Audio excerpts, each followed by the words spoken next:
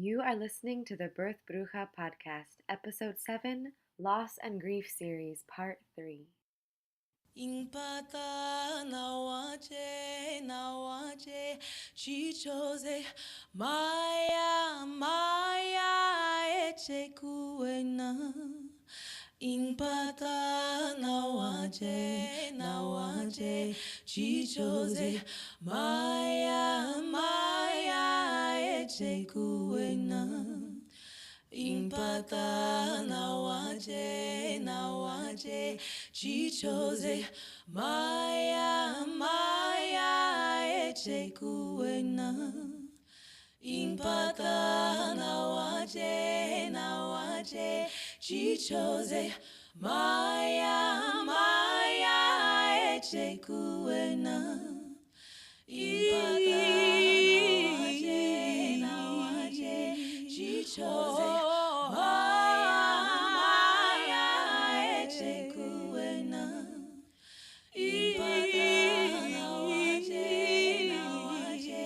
Chichoze maya eche kuena.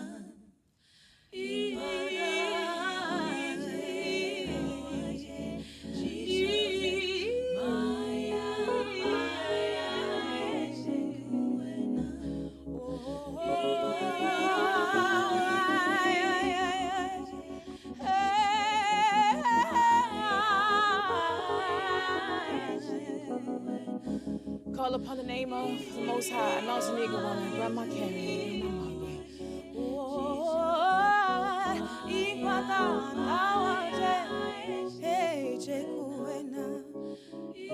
I am the daughter of freedom fighters and farmers, bootleggers and number runners, copper color skin like clay, cooler than Indian summers, blooded by oracles and seers, water porters and healers, once were warriors, now killers and drug dealers.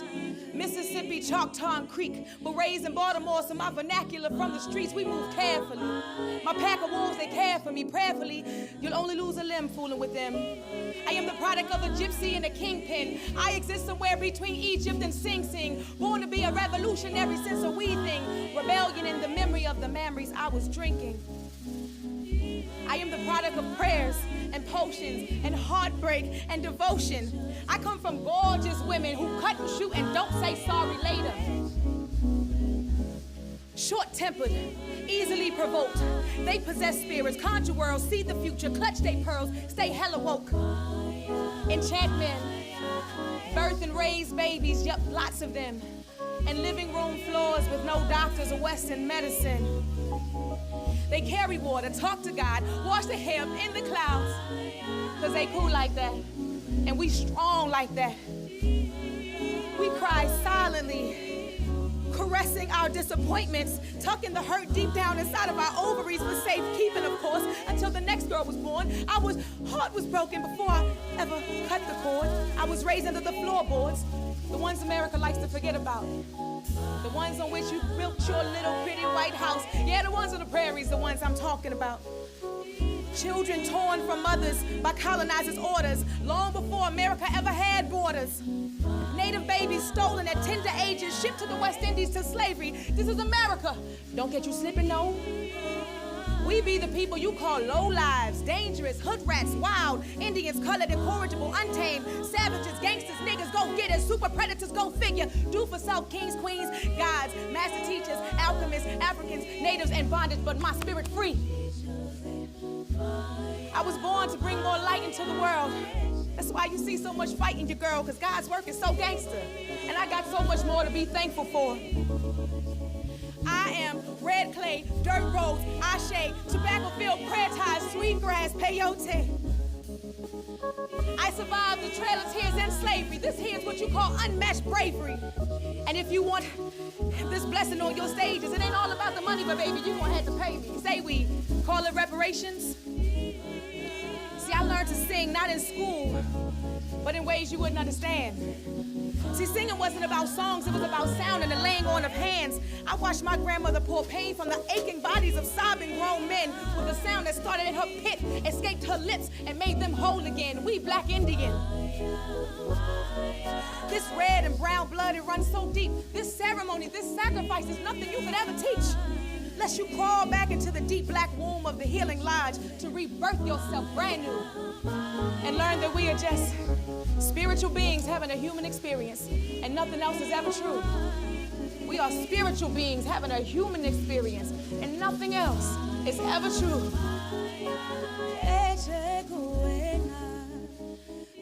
2 nights ago, Nia Wilson and her sister Latifah Wilson were stabbed in the throat on a BART platform by a 27-year-old white man.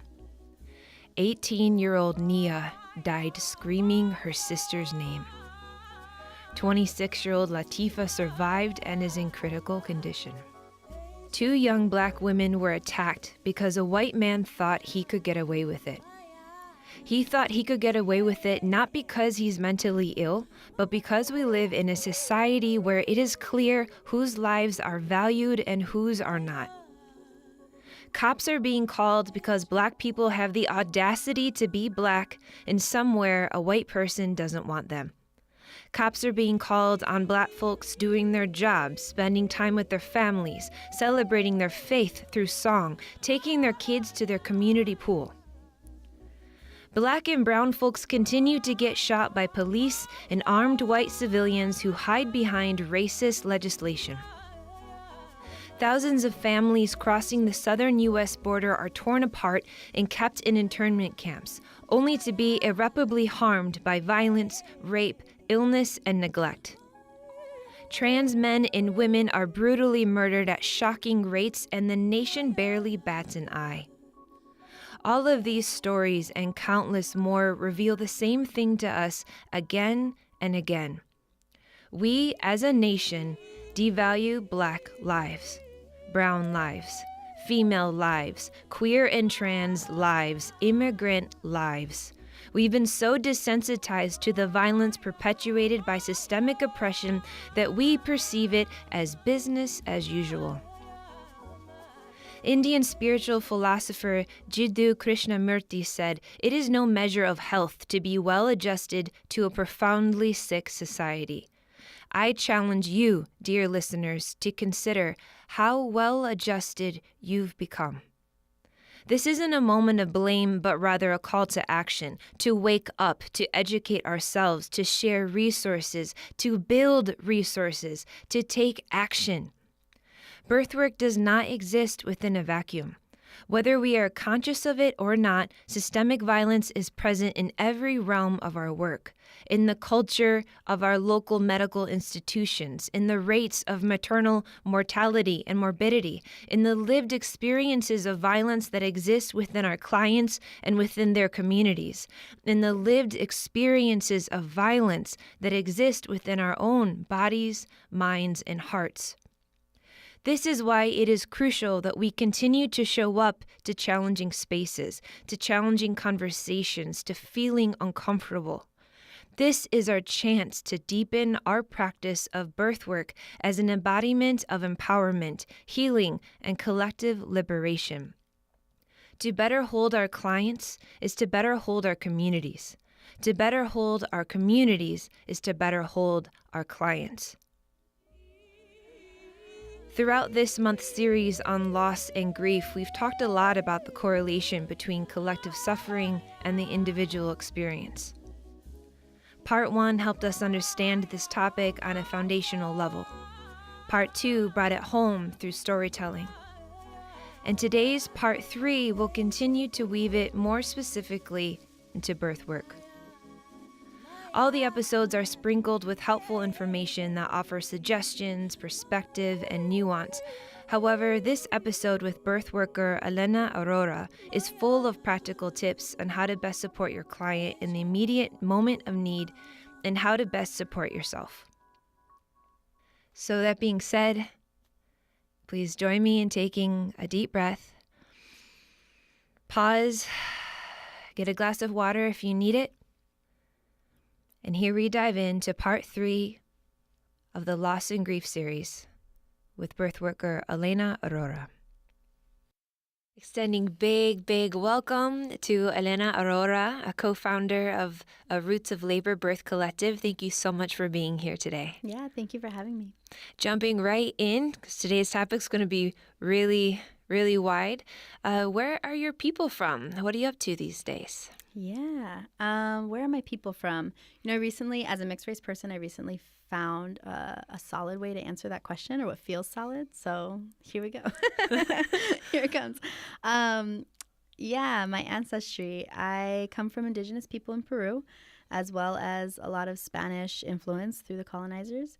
And I also have a lot of German descendants, or I am a descendant of the German migration that happened pre-Civil War, in a way that part of my family has really benefited from white supremacy. So all of those things combined have brought my ancestors to who I am. I'm also queer, so, I kept thinking about chosen family as the people that I choose to be my family, right? But I hadn't realized that also encompassed my chosen ancestors. And that really felt like coming home and a grounding. So those are my people. Those are where I'm from. It's beautiful. Mm-hmm. Thank you. And what are you up to these days? Oh, my God. Well, with Roots of Labor, I'll start there. We're a doula collective out of the East Bay. And, I'm one of the co-founders of that collective. And so one beautiful thing about being part of a collective is this participation in its creation, whatever that may be. And I put a lot of work into that for a really long time, about 2.5 years. And then I realized that I needed to step down because there were people who I think needed to learn and experience what it meant to be in leadership in the collective. So what's beautiful is that I stepped down and all of these wonderful and amazing folks came through and are part of the collective in a way that is really empowering, and they're taking it in places that I never would have imagined, and building out programs and things and connections and relationships, which feels really grounding and feels really solid. And it's freed up my time to be totally dedicated to the doula trainings that we do. So Roots of Labor Birth Collective is a collective that is entirely people of color. We go to Santa Rita Jail. We also do doula trainings, and we also provide services for people to come and get a doula. So, some of our clientele are paid, and they pay like a pretty penny to have a really quality doula. And they also pay hopefully a little extra so that we can provide services for free to people who can't afford it. So we pair up with very different clinics around the Bay Area, and just folks who can't afford a doula but want one, and they connect with us. We connect them with a doula of color, hopefully, along the same lines of cultural background or language backgrounds. Yeah. So what am I doing now? I put on doula trainings. I support with some of the infrastructure in the collective, and really connecting people to like, hey, you're a doula. What part do you want in this collective? And really exciting people to take a role in that. That's so brilliant. And folks that are interested in learning more, we will for sure have links and a little bit of more info in the show notes about the Roots of Labor Birth Collective. Really amazing, amazing work that y'all are doing. Yeah, thank you. Thanks. So unless there's anything else that you want to add, because I know you're a super multifaceted, really busy person, we could jump into discussion, or again, if there's anything that you wanted to further highlight about your work. Yeah, I mean, birth work is just one area of my life. I also do environmental work and climate justice work. A lot of that looks like, we were just talking before the podcast started about my Woken Wasteless account that I started with my partner. And that's sort of an event or a production consulting group where we can talk about what it means to be brown and indigenous and people of color, and environmentalists, and to be zero waste, so to produce no trash. We're at this precipice of a time where we've completely destroyed our planet. The effects that that are happening right now globally to us, the climate changes that we're feeling, was actually caused by things that happened in the 50s. So even if we stopped all production of everything tomorrow, which is not possible, but even if we did, we'd be feeling it for the next 70 years.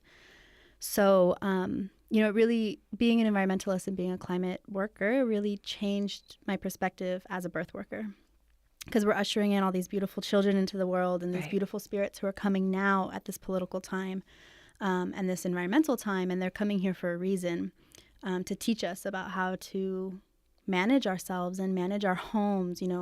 I recently learned about the word economy, that eco and economy, I guess, it really is actually about management of home. We think of economy as money and, commerce and capitalism and all that stuff, but actually it's management of home, and that's been taken from us in the ways that we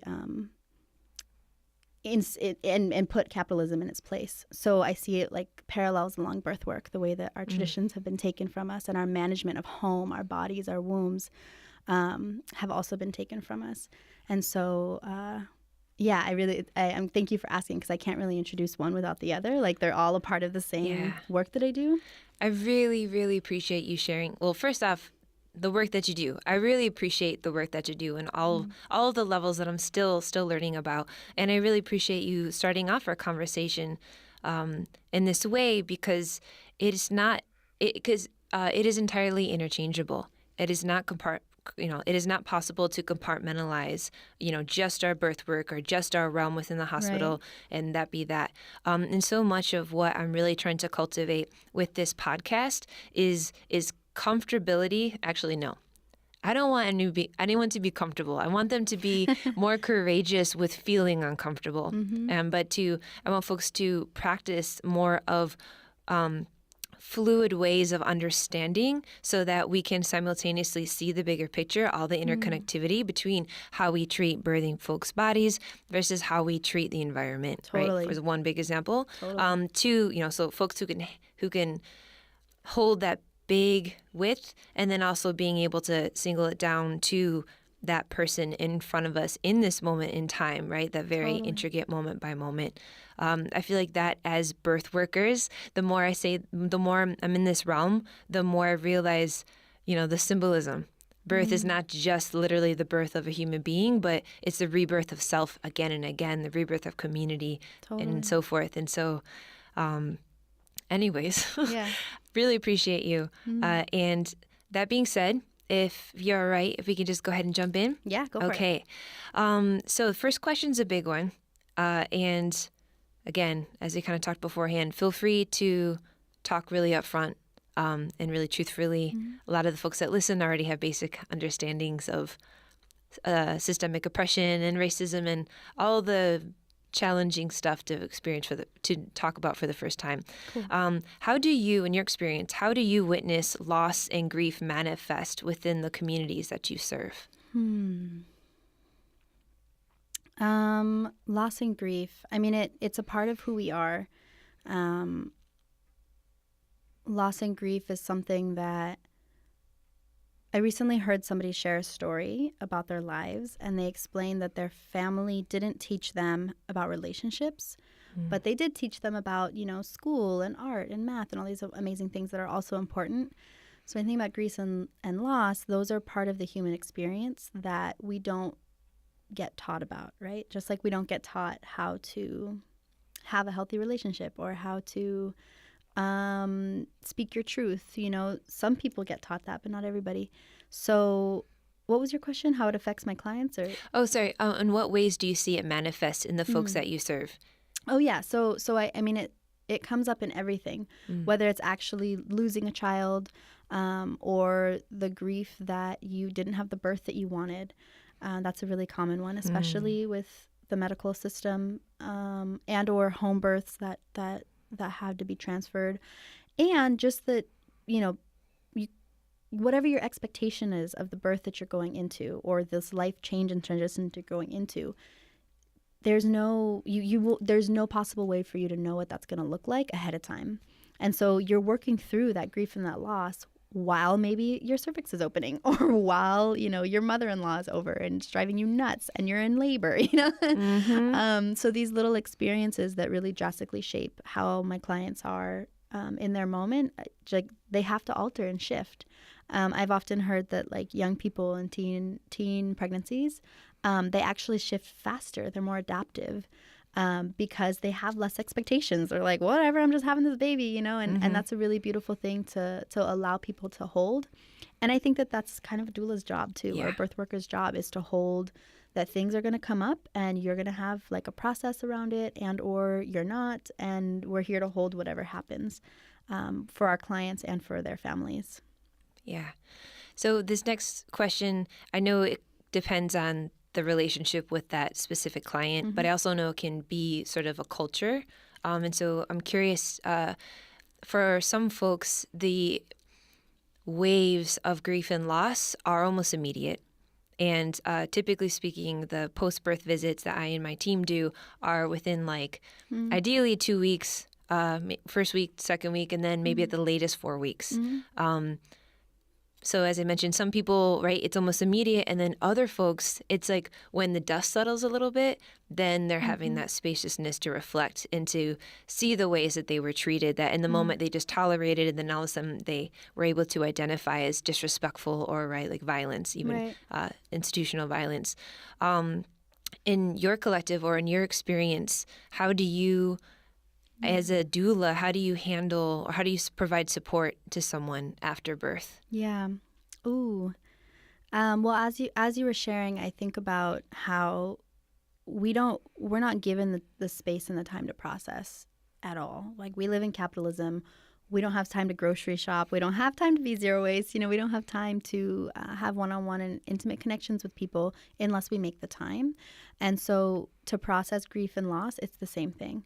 Unless you make the time, it's not going to get processed. Humans are so crafty and so creative at finding ways to shield themselves, and their defenses can come up, or whatever, mechanisms that your body and your mind and your spirit have very skillfully created to protect yourself.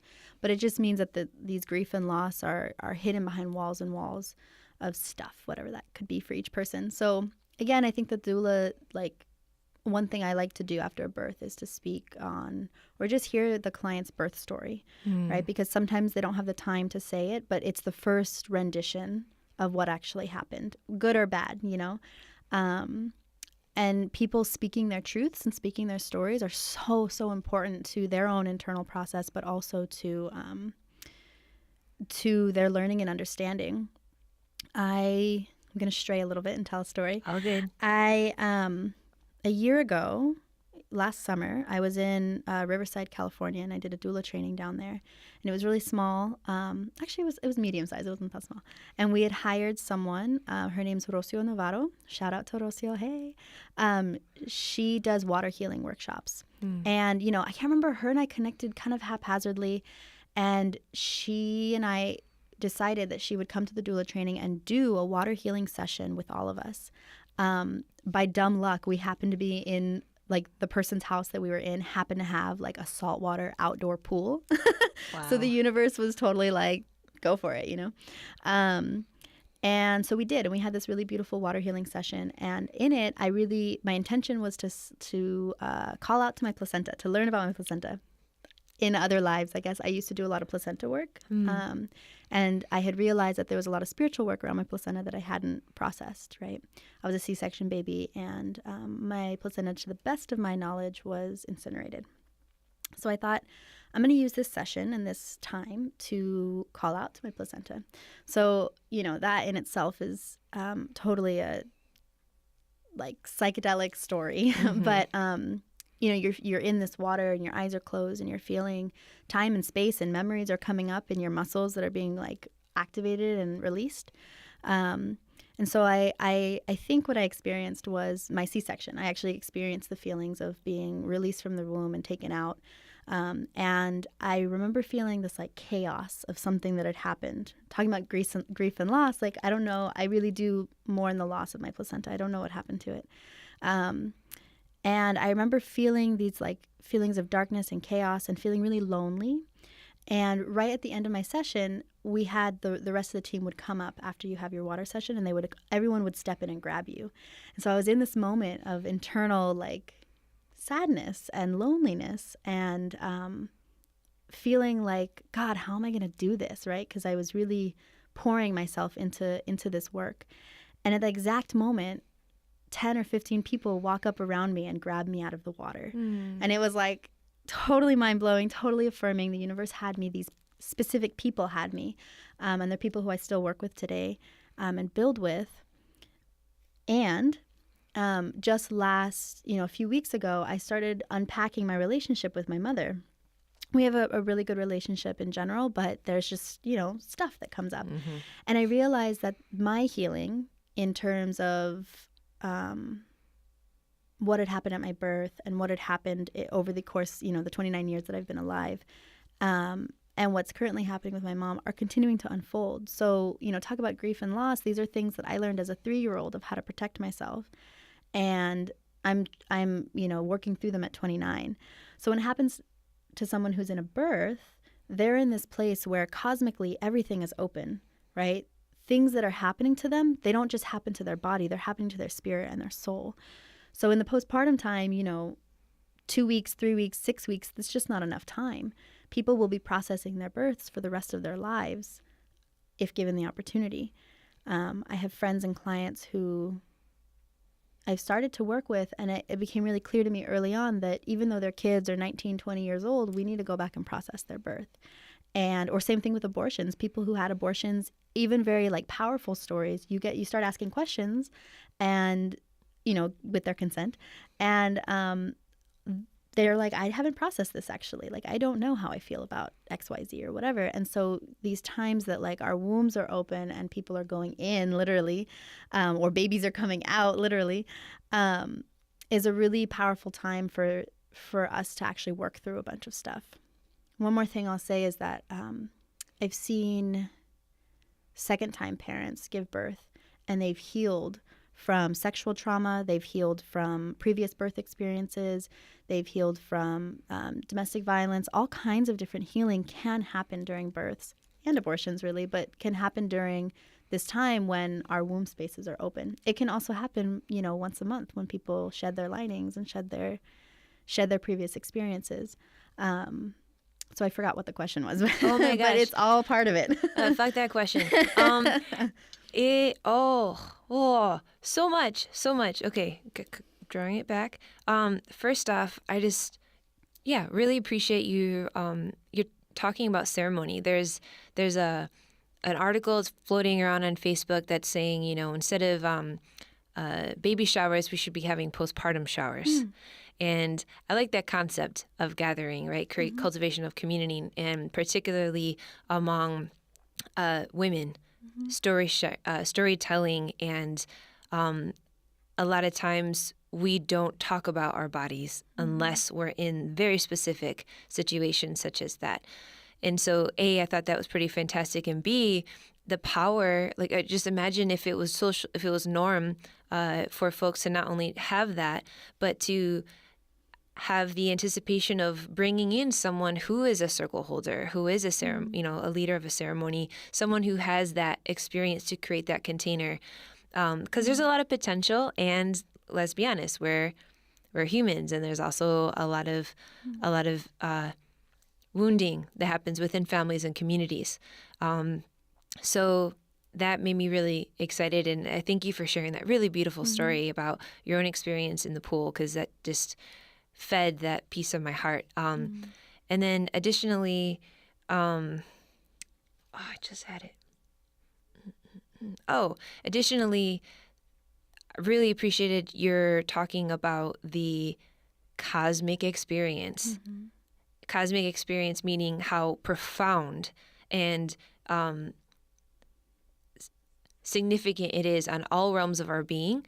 And having that just be, it doesn't mean it's good, it doesn't mean it's bad, but just honoring that potential, that we don't have to have everything cognitively, all laid out and written in journals, and, being able to end it with a, nice bow, saying that, and I'm done, Right. It doesn't have to be a polished process. It could be something that maybe we consciously acknowledge prior to the birth experience, prior to the menstrual cycle, prior to the abortion, Right. or maybe it's something that in that moment, something bigger than ourselves is like, all right, while you're in this incredibly vulnerable experience, we're going to work on this. And I was actually just thinking about my own abortion experience recently and how at the time it was the right decision. There was no regrets whatsoever. And there was relief because I was in a very unhealthy relationship that would have, had I birthed that child, would have significantly altered my life path. That being said, there was sadness because I felt like, for me personally, I felt like I had inadvertently, unexpectedly, unknowingly disrespected something so sacred, something that I had no idea how sacred it was until that happened. And so again, all that being said, it was all those emotions all at the same time. And then I haven't really been thinking about it until now. My partner and I, we've been trying for over 2.5 years to get pregnant. Got pregnant 2 summers ago, had a miscarriage, or shared that earlier in the podcast. But in continuing to think about my plan for working with my womb, the topic of abortion came up. And I was like, I never thought about it because it was all something that I'd put tidily in a box. I was like, oh, well, that's a big, yes. It was the right thing to do, therefore I can put this on the shelf and not bring it back. But yet now my relationship with my womb is significantly different. My relationship with relationships are incredibly different. My spirit work is incredibly different. So it's both a sense. So when I think about unpacking that experience in my now, it's both a sense of hope and excitement for all the gems, and then also the sense of dread. Yeah. Right. And it is both, and it can be both. People can experience grief and joy in the same moment with the same experience. Exactly. And it's really hard to parse out in the moment, while it's happening. It's totally helpful to have a doula or a provider who can do that, to walk you through it, or a ceremony to hold you through that. And one thing I like to tell my clients, especially around giving birth or abortions or miscarriages, is that these spirits are coming to us for a reason. And we don't really know. I'm not a particularly religious person. I just imagine God's Plan by Drake in the background for a second. It just came, Sometimes Drake speaks to me through song. But no, it's I really do believe, call it God, call it cosmic universe, whatever. I really do believe that these spirits are coming to us for a reason, whether it's to teach us about ourselves, whether it's to teach us other lessons, or simply I've worked with clients who they've asked for spiritual guides to give them advice on what's happening with their child, and straight up, baby spirits are so well loved in the ancestral realm that the ancestors aren't ready to give them up, and so they miscarriage. Or they, whatever else happens. So, it's really complex, and whatever you believe is ultimately, where I tell my clients to go forward through. But for me, I believe that there's so many unseens, and there are healers who can give us light on some of these ideas. And the thing is, again, we live in capitalism where healers aren't valued. People are always on the hustle. And what I love is when I find people who maybe they're a program manager at some boring ass organization, and then you get to know them and they're like, yeah, and I read tarot, or yeah, and I do all this dope stuff, or I do whatever. So it's really fascinating to me to see people show different sides of themselves in the healing work that they do. But I want us to honor our healers, because they were our healers and our two spirit folks as well. Because they are the keepers of culture and have always been on these hemispheres. Or is this the hemisphere? Whatever, in the Americas. And they also were the first targeted when it came to Spanish conquest and European conquest, because they held culture. That's how powerful culture is. If you can control the way people think, you can control the people. And so if you attack the healers, the medicine people, the midwives, the two-spirit folks, the queer folks, you are demolishing culture. And so, I really honor, as each of you, as each of us go on our journeys of healing, that we compensate our healers, because it's a hard hustle. I do healing work, and sometimes I'm like, God, I don't want to charge for this. I just want to sit here and talk about your abortion for the next 30 minutes, whatever, right. The next hour, 2 hours, whatever happens. And sometimes we can, sometimes we can't. So I just want to honor and throw out there that supporting our healers and our artists are really important. Thank you. And actually, speaking of healers, the next question I was going to ask is, what advice do you have to birth workers or to the folks that are in this realm around how to be how to take care of them, how to best take care of themselves? Whether they're just vicarious trauma sort of thing, or whether it's actually speaking directly to an experience that they've had. Yeah. I mean, I first would say build community, right? Build your people, know who your people are, because from that can grow ceremony, can grow skills, can grow ideas, all kinds of stuff. But I find, especially with the doula collective, one of the reasons why it came to fruition is because we need a space to congregate, right? We need a space to have like-minded folks to talk about stuff. Whether it's, holy shit, I just had this really traumatic birth, here it is, blah, or whether it's, I'm having a really hard time finding clients and it's making me feel shitty about myself. You need to talk to somebody about that. So one thing that Roots of Labor has done is the third Tuesday of the month, from 6 to 8 p.m., we get together at one of our members' houses, and it's an open meeting, actually. Any doula can come. If you guys are interested, feel free to hit me up, and I can send you the details. And we just gather and we talk. We talk a little bit of business. This is what Roots of Labor is up to. Can someone help with XYZ? But then the rest of the time is dedicated to, so what's going on for you all? What's up? Because we have these trainings every 6 months, and we can't just train new doulas and then throw them to the wolves. We don't live in a world where that's really viable and easy. And so we need a place for these doulas, these new doulas, to land, and experienced doulas to share their stories, and also to land. Some of my hardest births have happened even as a seasoned doula, and sometimes I don't know what to do with them. And so you need a place to sort that stuff out. So community is one. But also, building ceremony for yourself, whatever that looks like. There's a huge wave right now of people trying to return to indigenous practices or whatever. And I like to say that, indigeneity belongs to, there's First Nations people that we need to recognize and uplift. And we all have pre-industrial roots. Industrialization drastically changed the way we as humans live on this planet. We became 9-to-5 workforces because industry needed us to be workhorses. We took power away from women's bodies, womb carrier bodies, because in Europe there was literally a coup in order for capitalism to be created. So there's all these historical places where our power and our sovereignty has been disconnected, and so is our connection and relationship to each other. And so, whatever that looks like for you, I really encourage people to look at their histories and look at what their people did. Like I said, I come from German descendants, and a few years ago I went to Germany around the forest that my, ancestors are from. And I actually was raised here in California in the Santa Cruz Mountains. I was raised by the forest. The forest taught me all of my life lessons. And being in Germany, being at the side of this forest, I was so hit by the herbs, and I felt so connected to them in such a way that I realized that there was a long line of women in Germany that I come from. And I'd never recognized that before because my dad is the German descendant.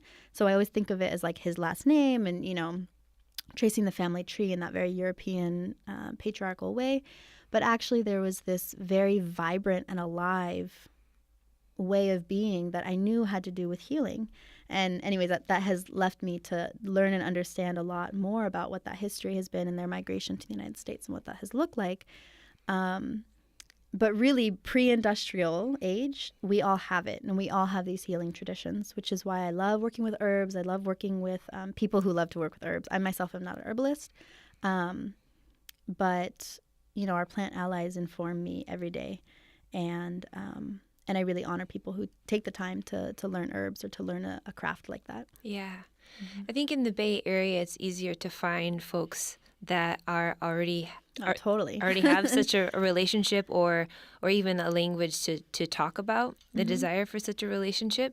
And for folks who aren't in the Bay, folks perhaps who are in more rural situations or places where accessing land isn't always the easiest thing, or additionally, if folks where birth work it's something that you're passionate about, but it's also something that you urgently need to provide money.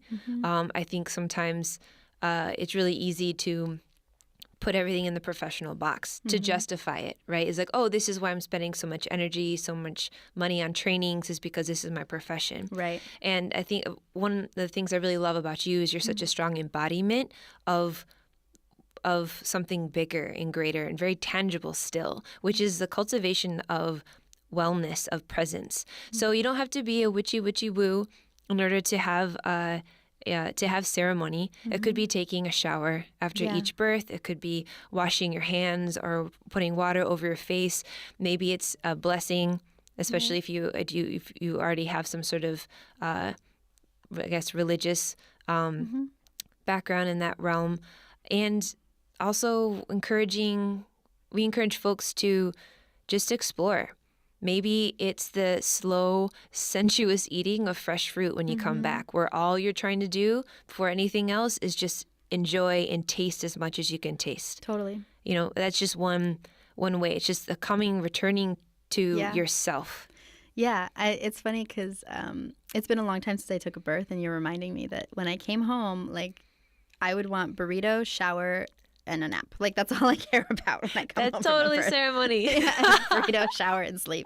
After that, I was alive again, and because I was going through my own rebirth, my own whatever, and even taking care of yourself during births, people talk about birth bags a lot, and I'm always like, the birth bag's for me. I don't care what my client brings. The birth bag is all my stuff, my comfort. Of course, there are things in there that I use, but for the most part, it was really actually just kombucha, clean chonies, and my toothbrush. That's all I need. I can go to a birth anywhere in the world. All I need are clean chonies, toothbrush, and kombucha, something to give me probiotics. Exactly. So actually, again, perfect segue to one of my last questions, which is, what sort of advice do you have for birth workers around how to be most helpful in the moment when you're supporting someone who's going through loss or grief? Ooh. Clean chonies. Clean chonies, a toothbrush, and kombucha. No, how to be most present. It's kind of hard because I want to say all the prep work that goes into it, right? When I'm at a birth, when I'm supporting a client, everything else is to the side, right? Everything. The nonprofit work that I do, the phone blowing up, the relationship with my partner, the relationship with my mom, all of that stuff is peripheral to what I'm dealing with in the moment. But I also have to be honest with myself and check in. If I'm not totally grounded, then I know that I can't be giving this person the due justice that they need and the full attention that they need.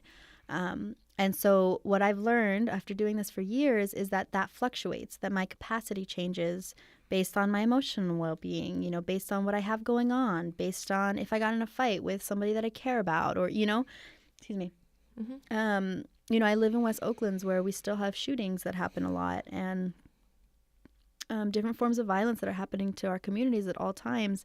So it's really interesting because on one hand, I want to talk about this sort of utopian wellness that we all find yourself grounded and blah. And the reality is, sometimes when it rains, it pours, and shit happens and it hits the fan, and you just kind of have to roll with it.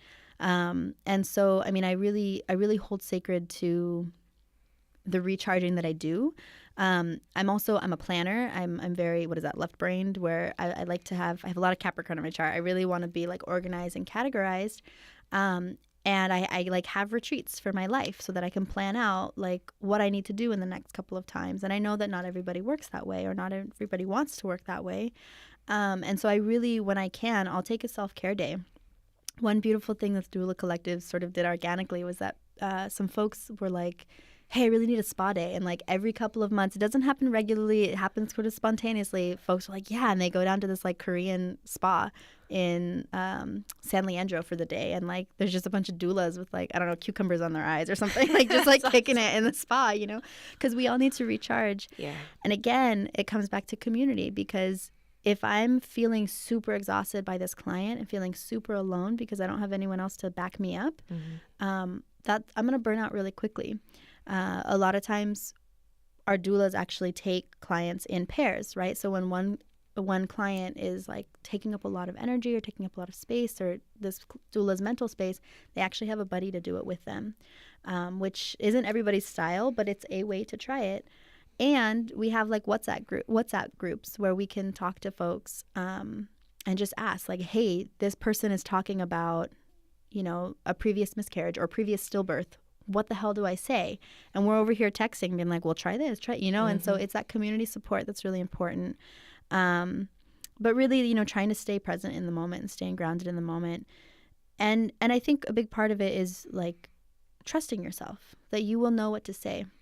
A lot of new doulas come into the training and they're like, oh God, I just don't feel ready to take a client. And the reality is no one's ready. But if the woman next door is giving birth, like, you're going to be ready, I know we're almost at time, but I want to share this story. I was in a home birth midwifery apprenticeship for a year and a half, and I decided to end it. And I was really feeling so many conflicted feelings about ending this apprenticeship. And whatever, that was what it was. There was a neighbor next door, had moved into the duplex next door, and it was this Latina woman. She was pregnant, like, big belly pregnant. And I had introduced myself, and I was kind of like, man, do I be like, hey, do you need a doula? Or like, hey, do you want a placenta encapsulation? And I thought, no, I'm not gonna go there. Just introduced myself. I spoke to her husband like a week later and, told him what I did. So I was like, if you do have questions, like, feel free to ask me, no big deal, whatever. And I got this weird, like, spider senses, that, like, something was going to happen. But no big deal, whatever. One random night, the middle of the night, it's like 4 a.m. or something, and we hear this blood-curdling scream. And we live really close to one of the homeless encampments, and there's often domestic violence. There's also fights and like dog fights and human fights and all kinds of stuff. And so I'm the nosy neighbor who likes to get myself involved in everything. So I'm hearing this scream, and I wake up and I think, I'm not going to get involved. I'm going to let this one play out. But then we hear it again, and it really sounded like, oh shit, I should call 9. Like, this felt like somebody was hitting someone. There was also like, I could hear male voices yelling. I started getting a little nervous, and I was like, ooh. Now I'm grappling with myself. I just set a boundary. Now I have to adjust it. Oh man. I heard our upstairs neighbors like get up and out of bed and out of the building. So I was like, okay, they're gonna deal with it. Next thing you know, I hear a knock on the door, and I walk up and I open the door, and it's our upstairs neighbor, and she goes, the woman's in labor next door, and she's giving birth right now. And I was like, fuck. I was like, okay. And in my head, I don't even think I was wearing pants. I don't remember what I was wearing. I was just wearing like a t-shirt, and I grabbed my robe. I threw it over me. And, I had all my midwifery stuff in the back of the duplex, but there wasn't enough time. So I was like, screw it. And I just ran. And I ran to the outside of where this woman was giving birth. And what had happened was it was her second child. She gave birth really quickly and clearly. And there was bars on the back of the window outside. And so she was holding on to the bars while kind of in a squat, kind of leaning up with the bars like behind her. And I look, and the head's born. And the dad's freaking out. Like, he has no idea what to do. He's like freaking out. So I run in there, and I'm like thinking to myself, I just left this midwifery like apprenticeship, but here I am about to like support this child coming in, and everyone's a shit show. Like, so, I took a deep breath, and I thought, okay, here we go. And, I told them that it was going to be okay. I don't speak Spanish fluently, but I was trying in my broken Spanish to tell him, and both of them spoke a fair amount of English as well. So I'm telling them to calm down, all of these things. I think I can't remember. I think the dad was calling the ambulance or something like that. And my neighbors came by and said, what do you need? And in a minute, all of the training that I had over the next year and a half totally came into effect. I was like, I'm going to need blankets. I'm going to need a bowl for the placenta and, blah, blah, blah, whatever else. And then we made it happen. But I would not have been able to support her in any way if my neighbor hadn't gotten me up or had been there to support me in supporting her. And yeah, and then, there's more to the story, but the baby was born. Nothing was wrong. Everything was totally fine. They ended up going to the hospital just to make sure, but everything was fine. And it really, really affirmed for me that my path in birth work was that when your neighbor gives birth, you show up because you do. And it really feels like that. Like when shit happens, you show up. And you take care of yourself as best as you can, whether that means like bouncing for a month and taking a vacation, or whether it means making yourself a home cooked meal once a week, or whether it means like going and get donuts. Like, sometimes you just need the sugar or need the whatever. And like finding that balance for yourself. Your story is just drilling the statement that I feel like has come through again and again in life in various ways, which is in most situations, just showing up as best you can in that moment is enough. And part of doing our work is not to work to develop perfection, but just to continue to widen and deepen. And then in that moment, the oh shit moment, where it's like our mind blinks, and then all of a sudden, the work returning again and again makes it that much easier to ground and access what you've worked before. That's such a beautiful story. Thank you so much. Yes, we are over time, and I apologize for your schedule. But I love to invite guests to share any closing thoughts or advice, remarks, any future visioning or a call to action. Yeah, well, I will just say, like, a reminder that we are animals, and that when birth happens or miscarriage happens or abortions happen or just life happens, we're still animals, and allowing yourself the permission to feel into your animal brain, right? Emotions, they come to us. We're vessels. They come to us and then they leave. They're like the winds, right? They're not meant to be kept in us. When they are kept, that's how we get cancer. That's how we get fibroids and things like that. And so just reminding us that, like, giving us ourselves permission to just be who we are is really empowering. And then projects. I mean, I'm really focusing on my Woken Wasteless work and building up the doula collective in a way that feels sustainable. Unfortunately, there's the bureaucratic aspects of it, and our people face burnout. But the people who are coming into the collective now are going to be our leaders in a year and 2 years. And so really, like, holding the community in its complexity, that, like, each person has so much to bring to the table. Like you said, just showing up, whether it's in a collective, whether it's at a birth, whether it's to your, partnership with your dinner with your dinner. I like the partnership with your dinner. Yeah. Or just show up for your cucumbers, Yeah, hell yeah. But just showing up and being present, like you said, it feels really important to the work. Thank you. Elena, thank you again so much. You are beyond fantastic, and I really, really hope to convince you to come back on the show again. Yeah, hell yeah, I'll come back. Yeah, and I guess one other thing I'll add is for Roots of Labor, we are always looking for support in whatever capacity that means. So if folks can donate to Roots of Labor, that'd be awesome. And if not, that's cool too. Like I said, we go to Santa Rita Jail.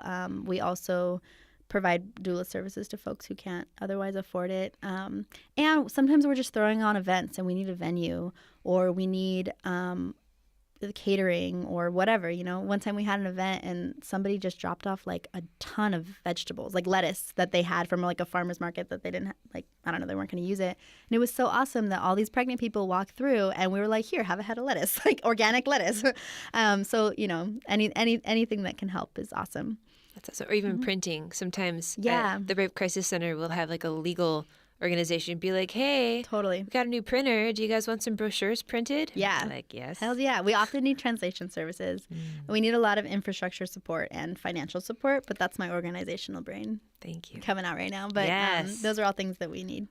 Beautiful, beautiful. Yeah. Thank you. Thank you for having me here. I really appreciate it. Come on, Rachel, you can leave. Do do do do do do do do do.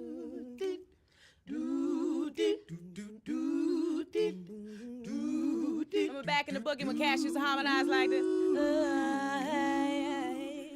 We are still here. We are still growing. We are marching. We are speaking up. We are voting. We are graduating. We are healing. We are learning to take care of ourselves. We are instigating change. We are fighting. We are getting back up. We are fearless. We are resilient. We are the revolution. We are liberating ourselves.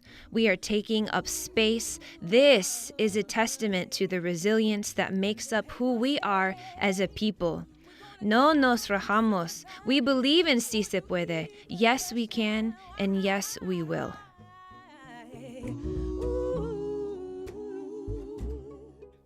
This untitled poem is written by Kim Banes. The music you heard on today's show was Ink Pata and Say My Name by Mumu Fresh. Deep gratitude to Elena Aurora for being our guest. Found out more about Elena and the Roots of Labor Birth Collective in show notes. Follow me on Instagram at birthbruja to continue the conversation around loss and grief in and outside of birthwork. Say my name. Say my name. Say, don't forget my name.